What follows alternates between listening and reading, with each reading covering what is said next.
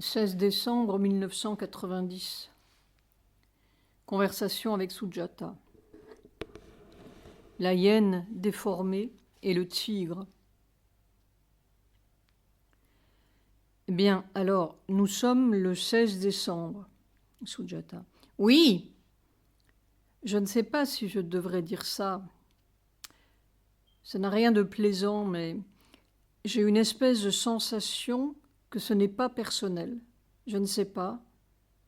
Ce que vous avez vu cette nuit? Oui. Je ne suis pas en état de parler, en vérité. Tu sais, écrasée. Vraiment, j'ai du mal à parler. Mais j'ai une espèce de sensation que ce n'est peut-être pas personnel ce que j'ai vu. Peut-être que tu pourras me dire, je ne sais pas. C'était très bref et très clair comme le sont ces choses. J'ai été attaquée par une horrible, en italique, hyène. Une bête horrible, déformée, qui avait des yeux abominables et qui se jetait sur moi. Une bête déformée, horrible.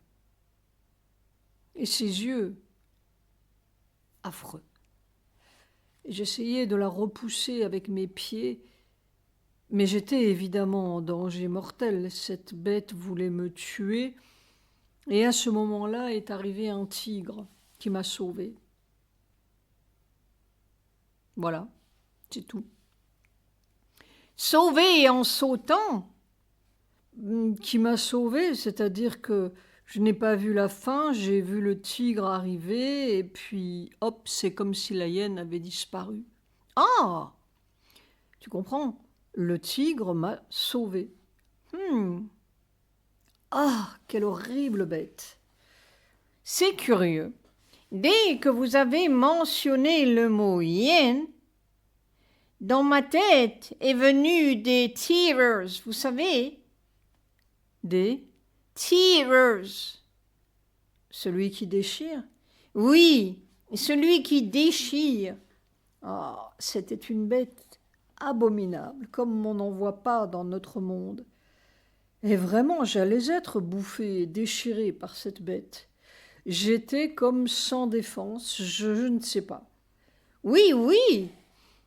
Alors, je ne sais pas si c'est personnel.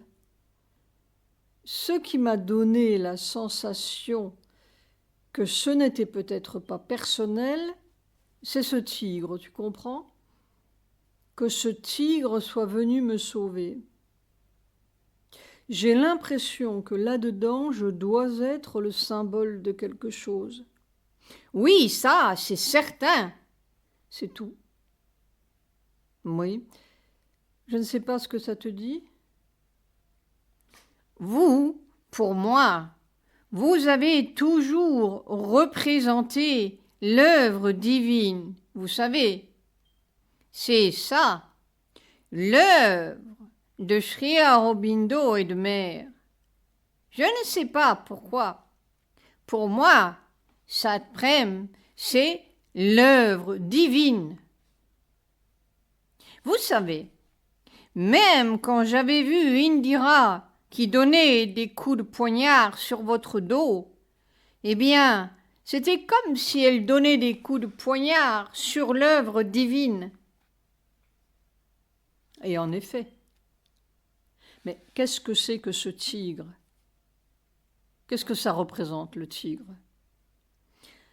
Alors, le tigre, je ne peux pas vous dire exactement ce que ça représente, mais c'est évidemment une force. Et une force, dans ce monde animal, c'est une force claire, le tigre. Oui. Ce n'est pas comme cette hyène qui est vraiment une force. Oh, et puis c'était un animal déformé en italique. Oui, hideux. Mais aussi, le tigre, c'est le monstre de Jagadatri. Jagadhatri, c'est la mère divine dans sa forme qui nourrit le monde, vous savez. On dit la nourrice, the nurse of the world, de l'univers. Pas Annapuma, pas celle qui donne la nourriture, mais Jagadhatri. Dhatri, c'est celle qui tient des holders, des... comment dire? Comme une nurse qui tient un bébé? Oui. Oh! Et aussi qui... On ne peut pas dire nourrice. Oui. Nurse qui nourrit. Oui. Qui non seulement tient le bébé, mais soigne le bébé, n'est-ce pas? C'est comme ça. Une nourrice, oui. Une nourrice, la mère divine. C'est ça que représente le tigre.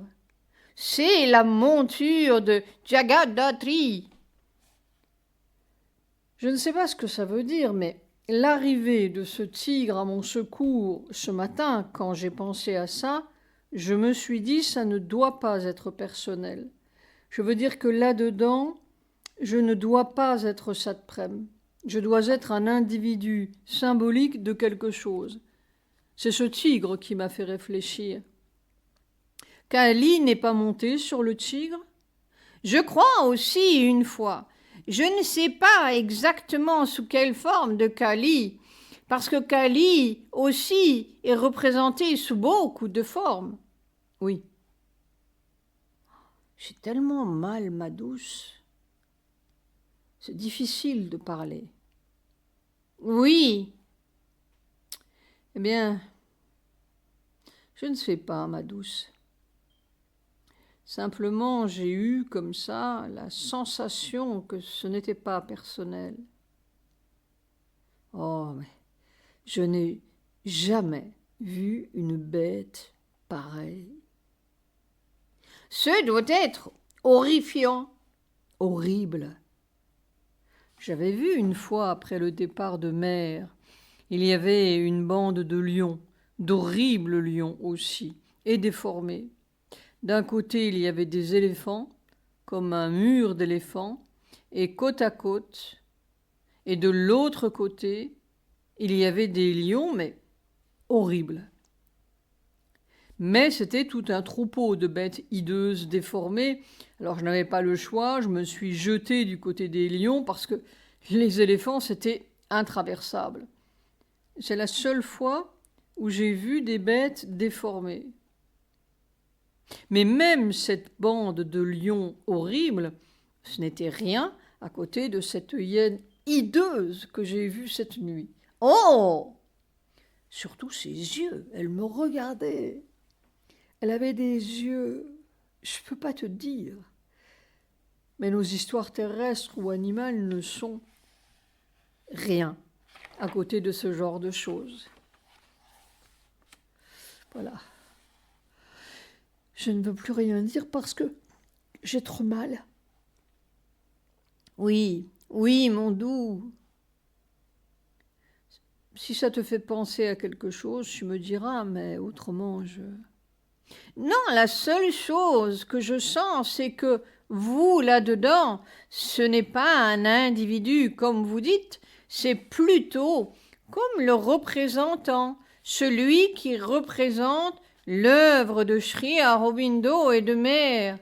Pour moi, c'est l'œuvre divine, n'est-ce pas? Oui.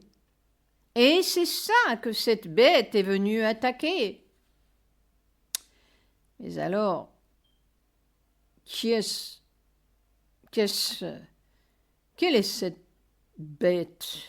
Je ne sais pas. Cette bête, ça doit être dans le monde, non? Oui, oh, oui, c'est plein de bêtes. C'est une force du monde. Tandis qu'une autre force, F majuscule, plus grande, est venue chasser le déchireur. Enfin, je ne sais pas, mon doux. Mon interprétation peut ne pas être juste du tout. C'est seulement ça, j'ai juste eu l'impression que ce n'était pas personnel. Oui, C'est tout, c'est tout. J'ai eu cette impression parce que ce tigre est venu. Je me suis dit, ça, c'est quelque chose qui dépasse l'individu. oui, c'est une force universelle. Non, je veux dire, qui dépasse l'image de l'individu attaqué par une vilaine bête. Oui, Oui, voilà, c'est ça que j'ai voulu dire. oui, Bon, eh bien, on verra, ma douce. J'espère que le tigre sera à son poste. Rire. Ouais. Pause. Je pourrais rajouter un détail. Cette bête, elle était devant moi et je voyais mes pieds nus, en italique, comme si j'essayais de la repousser avec mes pieds. C'est pour ça que je voyais mes pieds nus. Ça, sûrement, ça veut dire quelque chose. oui, Silence. Essayer de repousser avec les pieds. Non, c'est Sujata. essayez de repousser avec les pieds. Elle était là, juste devant mes pieds, n'est-ce pas? Oui, Et j'essayais de la repousser ou quoi. Et c'est à ce moment-là que j'ai vu mes pieds. Et mes pieds étaient nus. et c'est-à-dire le corps même, c'est Et les pieds, c'est le corps physique, oui.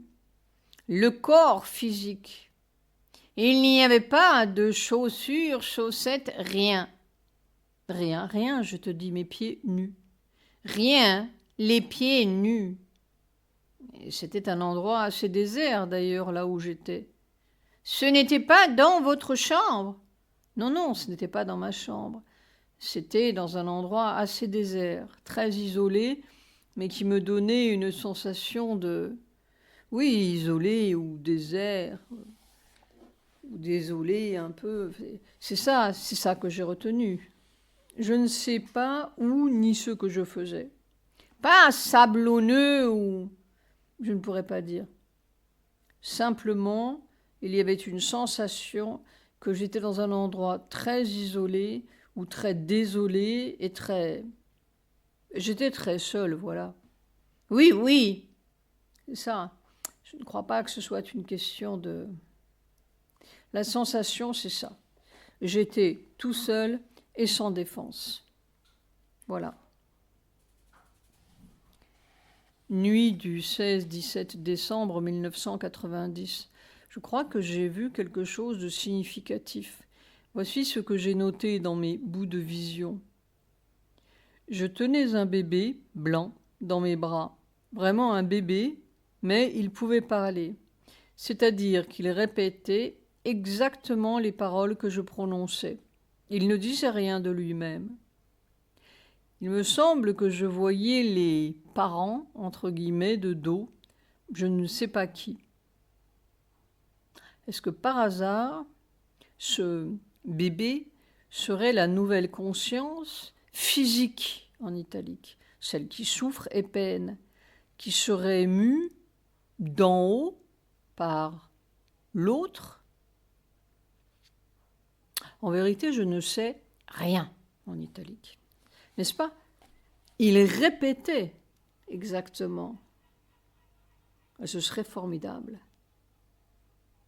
La conscience physique, c'est ce qui répète et répète tout. Les malheurs, le cancer et les amours. Nous n'en sommes pas encore là, mais ça viendra peut-être. Ce bébé était blanc, mais d'un blanc un peu gris, je l'ai remarqué, un peu comme du marbre, avec des inégalités de couleurs. 17 décembre 1990. Un jour, tu me prendras dans tes bras et toutes les peines seront lavées. Dans un mot à P, Sujata remarque que 1991, c'est l'année des deux côtés. Le corps est tellement déchiré qu'il ne sait plus comment se mouvoir. Est-ce cela, la hyène que j'ai vue l'autre nuit? Mais tu me sauveras, ou plutôt tu nous sauveras. C'est ta grâce qui essaie de traverser cette cruauté. Au bout, c'est l'allégresse divine. Ce sera. Je ne sais pas ce que je dis, mais je le dis. 18 décembre 1990, soir. Sujata me regarde, je suis plein de foudre. Elle dit « Maintenant que ça passe constamment, je me demande pourquoi vous devez travailler. » Je dis « Ça passe constamment, mais avec plein d'obstructions qui déchirent à chaque respiration. Quand ça passera comme de l'air, on aura fini le travail. Peut-être. » Nuit du 18-19 décembre 1990. Vision de Sujata. Cette nuit, je voyais que les gens du Borewell avaient creusé un borewell devant la porte de Satprem, à 2-3 mètres juste devant. Les gens du Borewell, je ne les voyais pas.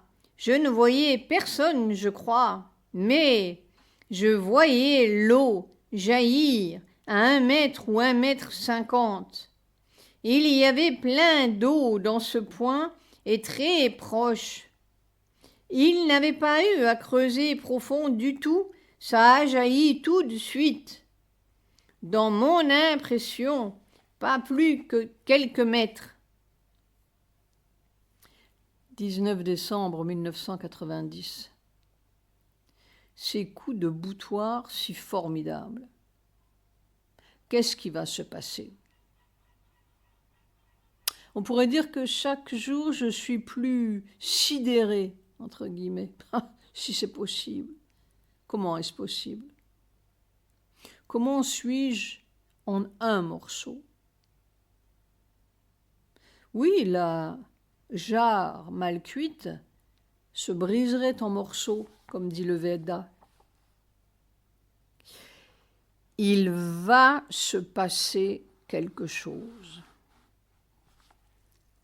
20 décembre 1990. Quelquefois, on se dit pourquoi tout ça? Pourquoi est-il jamais été permis? Alors je regarde Sri Aurobindo sur ma cheminée, je dis « Toi, tu sais. Toi, tu sais. » Et toute la réponse, c'est ton fardeau que je porte. Et encore, cette fois-ci, ça changera. Tant d'autres fois ont été vaines, alors c'est une grâce. Tant d'autres fois ont servi seulement à fabriquer des églises. Cette fois-ci, il n'y aura pas d'église. Il y aura le fait divin. 21 décembre 1990. J'ai essayé des milliers de fois.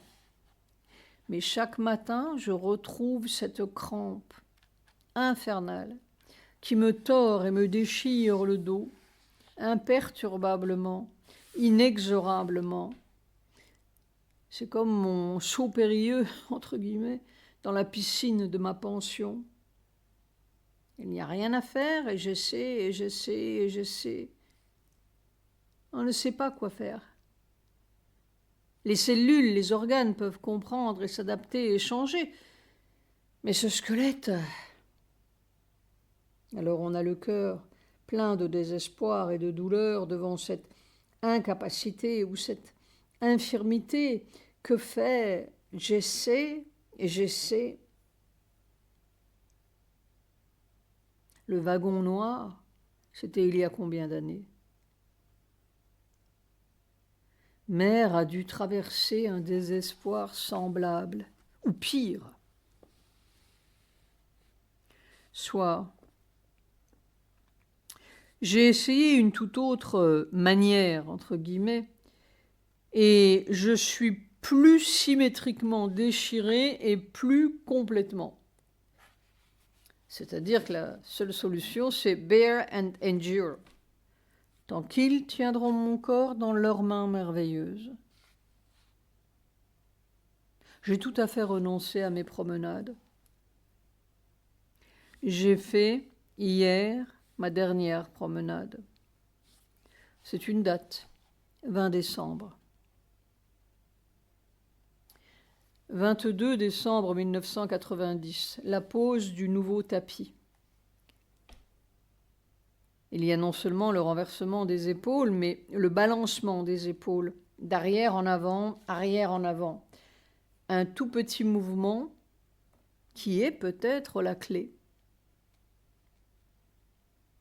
Le corps a remarqué des dizaines et des centaines de fois que tel ou tel tout petit mouvement est bon. Mais il n'est bon qu'en conjonction avec des dizaines et des centaines d'autres petits mouvements.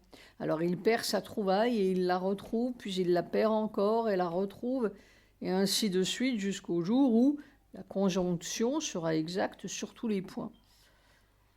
Bien, finalement ce sera peut-être aussi simple, j'allais dire aussi bête, que de mettre un pas devant l'autre. Mais ce sera un pas dans le nouveau monde. 24 décembre 1990. Le corps est très ébranlé. Soit, je dis à Sujata, je ne sais pas ce qu'on traverse, mais c'est comme les tremblements de terre. 27 décembre 1990. Normalement, la limite de la douleur, c'est l'évanouissement. Et ça continue, ça continue. Quand il parlait des Dasyus, les Védas disaient « the tearers », les déchireurs. Ils savaient. J'aime mieux l'explication des Védas et les Dasyus que l'explication, entre guillemets, de la neurologie ou de l'anatomie de M. Cuvier. Avec celle-là, on ne s'en sort pas. Avec toutes les explications scientifiques, entre guillemets, on ne s'en sort pas. C'est la prison, P majuscule, sans issue et irréfutable par-dessus le marché. Il vaut mieux se battre avec les Dasyus. Je me souviens, j'avais vu une hyène hideuse qui attrapait mon corps il y a quelque temps, et un tigre est venu me sauver. C'était peut-être une hyène Dasyus, mais il y avait cette autre force. En vérité, toutes ces explications scientifiques sont des explications de la mort. Indian Express, 27 décembre. Doha, 26 décembre. Les États du Golfe ont officiellement commencé à se préparer à la guerre pour libérer le Koweït de l'Irak, ont déclaré des sources arabes mercredi. Ces sources ont déclaré à l'UNI, à la fin du sommet de 4 jours du groupement régional du Conseil de coopération du Golfe, GCC, comprenant le Koweït et ses 5 alliés, que bien que leurs dirigeants espéraient encore une solution pacifique à la crise déclenchée par l'occupation du Koweït par l'Irak, ils se préparaient maintenant à attaquer l'Irak sous la conduite des USA. Le communiqué émis mardi soir par l'Arabie saoudite, le Koweït, les Émirats arabes unis, Bahreïn, Oman et leurs hôtes du Qatar ne disait pas qu'ils allaient se mettre en guerre, mais lançait un ferme avertissement à l'Irak pour qu'il quitte le Koweït dans le délai fixé par les Nations unies, soit le 15 janvier. Il déclarait également que la libération du Koweït était la seule solution pour éviter la guerre dans leur région stratégique riche en pétrole, ce qui serait désastreux pour l'Irak lui-même. Il n'y a pas eu de réaction immédiate de l'Irak, mais l'agence de presse de Petra en Jordanie a cité des sources arabes disant mardi soir que des entretiens directs entre les États-Unis et l'Irak auraient probablement lieu début janvier. Les deux pays étaient déjà d'accord pour ces contacts, mais le président américain George Bush avait rejeté la date du 12 janvier proposée par l'Irak pour une rencontre entre le secrétaire d'État James Baker et le président Saddam Hussein parce que trop proche de la date limite et par conséquent inacceptable. Si une grande partie de l'armement de haute technologie du Koweït est passée à l'Irak avec l'invasion du 2 août dernier, les 5 autres pays possèdent pour plus de 100 milliards de dollars de systèmes de guerre de pointe. De plus, les États-Unis, la France, la Grande-Bretagne, l'Égypte, la Syrie et d'autres pays investissent pour presque 1 demi-million de troupes, chasseurs et chars de combat. L'Irak a une force légèrement supérieure au Koweït sur ses frontières avec la Turquie et l'Arabie saoudite. Mais les États-Unis, qui à eux seuls ont déployé quelques 1100 chasseurs pour contrer ceux de l'Irak, plus de 500, disent que la sophistication de leur armement écraserait l'Irak. Il est reconnu maintenant que les missiles cruise, les avions furtifs et même des armes chimiques et nucléaires font partie de l'arsenal américain, qui a aussi la plus grande concentration jamais vue de 6 porte-avions dans la région. Le roi Fahd d'Arabie saoudite, dont le royaume abrite la plus grande partie des troupes internationales, a déclaré au sommet que le Koweït devait être libéré pacifiquement ou par la force, et le porte-parole de la conférence avec le ministre des Affaires étrangères du Qatar, Mubarak Ali Al-Qatar, a déclaré mardi soir aux journalistes que l'Irak serait tenu responsable de toutes les conséquences et compensations s'il n'évacuait pas son voisin occupé.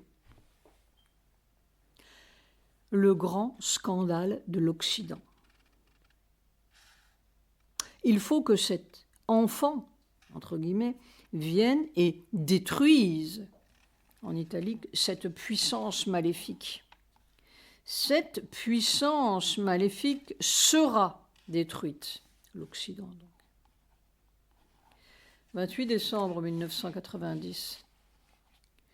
Ô Seigneur, cet univers ne va pas rester la proie d'une hyène. Hitler, c'était une horreur. Mais cet Occident, ses machines, ses finances et ses armements, c'est une hyène. 29 décembre 1990. Quand j'ai arrêté le travail cet après-midi, j'ai cru que le corps allait casser en morceaux. J'ai pu m'allonger à plat sur le dos et la tête rejetée en arrière pour mieux laisser passer ce torrent de foudre. Je ne peux plus du tout aller faire ma marche. Je vais jusqu'à la porte de Land's End. C'est cette inégalité d'écrasement à droite et à gauche qui fait tout le déchirement. Le côté droit résiste et peine tant. Mais ça devient si difficile, c'est fou. Mais le corps sait, en lettres capitales. Ce qu'il ne sait pas, c'est comment ne pas résister. Comment laisser passer ça sans cette acrobatie anatomique? D'ailleurs, c'est tout le secteur des muscles trapèzes qui souffre le plus. Je crois bien que le principal repère des Dacius, c'est tout l'appareil sensoriel. 30 décembre 1990. Conversation avec Sujata, Sri Aurobindo, la Grenade. Alors nous sommes le 30. Oui, l'année qui se termine. Je vais être bref. Ce n'était pas cette nuit, c'était la nuit d'avant, la nuit du 28. 27-28. 27-28. J'ai vu quelque chose. J'ai vu, ou plutôt j'ai entendu ou j'ai vu. J'ai plutôt entendu que vu quelque chose. Tu sais d'abord ce que c'est qu'une grenade, cette chose militaire? Ah oui, ce qu'on appelle hand grenade. Oui, bon enfin. Je vais te raconter ce que j'ai vu. J'étais dans une maison à plusieurs étages.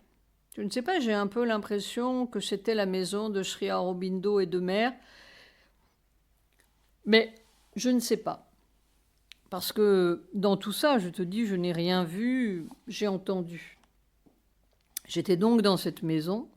Je ne pense pas qu'il y avait d'autres maisons autour d'ailleurs. Et j'ai entendu au loin un bruit assez fracassant d'un énorme véhicule.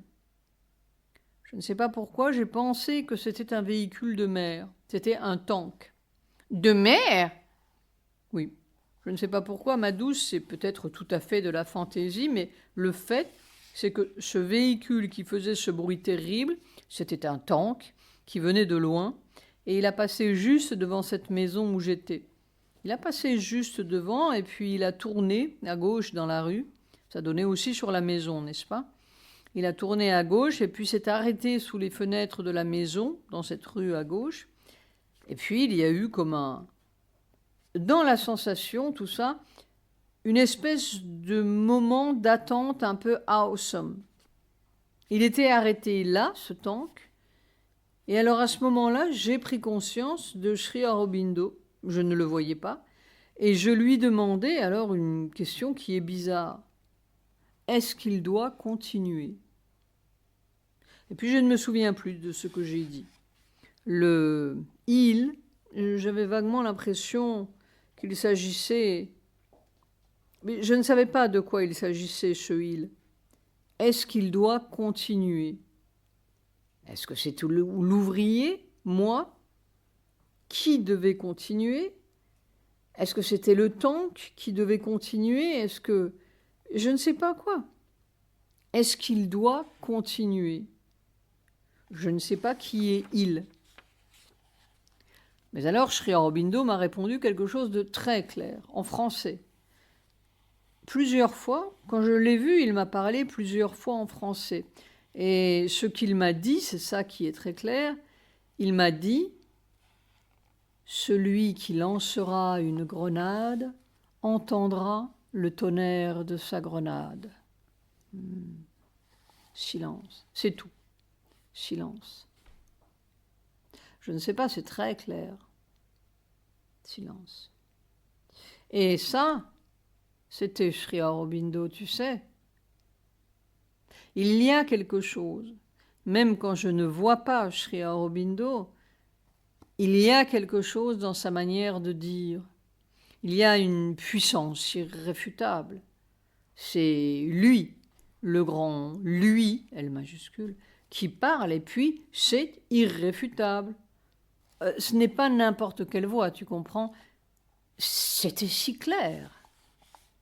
Mais dans votre question, le « il », dès que vous avez posé la question, dans ma conscience, c'était clair qu'il s'agissait du tank. Et dans la mienne, ce n'était pas clair.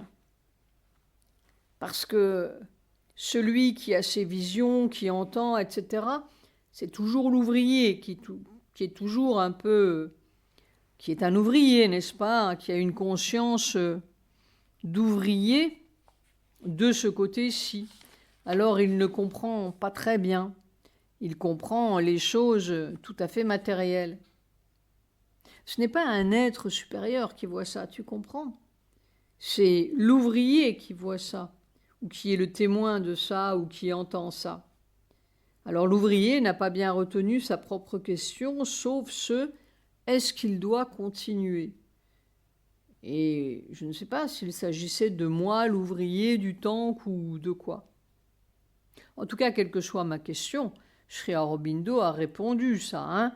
Je ne sais pas très bien ce qu'on peut en penser. Oui, qu'est-ce que ça peut vouloir dire? Celui qui lancera une grenade entendra le tonnerre de sa grenade. Je sais pas. Tu n'as pas une idée de ce que c'est? De ce que ça peut être? Silence. J'ai bien l'impression que chacun sera frappé par son propre tonnerre. Ils seront détruits par leurs propres armes. Je ne sais pas. Mais Il y a une chose que je sens très fort et qui est, je ne sais pas, je ne suis pas prophète, je ne sais pas comment tout ça va tourner, mais je suis certain, dans la conscience de Sri Aurobindo et de Mère, n'est-ce pas, que tout ça ne va pas se dégonfler d'une façon quelconque et que ce sera business as usual. Ça, ce ne sera plus business as usual. Ça, je suis certain. Ce ne sera plus, en lettres capitales, business as usual. Hein? Je ne sais pas ce qui va se passer, je ne sais pas ce qui va arriver, mais, en lettres capitales, ça ne va pas faire comme en 73. Et on va encore attendre 17 ans? 17 ans de leur business? Ce ne sera pas comme ça. Mais je ne sais pas comment ça sera. Tu imagines? Encore 17 ans de ce monde? Ah non! Infâme. Mais le monde n'existerait plus dans 17 ans. Rire. Si on laisse continuer. Ce serait là. Ce serait abominable. C'est déjà la catastrophe. Mais c'est la catastrophe hideuse, vilaine. Mais oui! Dégoûtante. Pas la vraie qui nettoie et purifie. Mais non, c'est ce qu'il faut maintenant, la purification. Ah oui. Enfin voilà, je ne veux pas. Il n'y a rien de plus à dire. Oui. Sri Aurobindo a bien averti. Oui. Entendra le tonnerre Celui. de sa propre grenade. Il n'a pas dit propre. Oh non! Il a dit de sa grenade. De sa grenade, oh. J'ai l'impression qu'en anglais, il aurait dit own. His own. Tu sais, il est parcimonieux avec les mots Sri Aurobindo. Rire. Il n'est pas comme moi. Rire. Sans date. 1990. Les choses les plus malheureuses de ma vie sont celles qui m'ont fait le plus progresser. Mes plus grandes faiblesses m'ont donné le plus de courage. Et les plus grandes horreurs m'ont donné une soif si irrémédiable de large et d'une autre manière d'être. Peut-être la plus grande douleur de mon corps sera-t-elle l'outil d'un grand changement? Avec toutes les contradictions, il faut faire du feu. Fin du tome 10. Merci.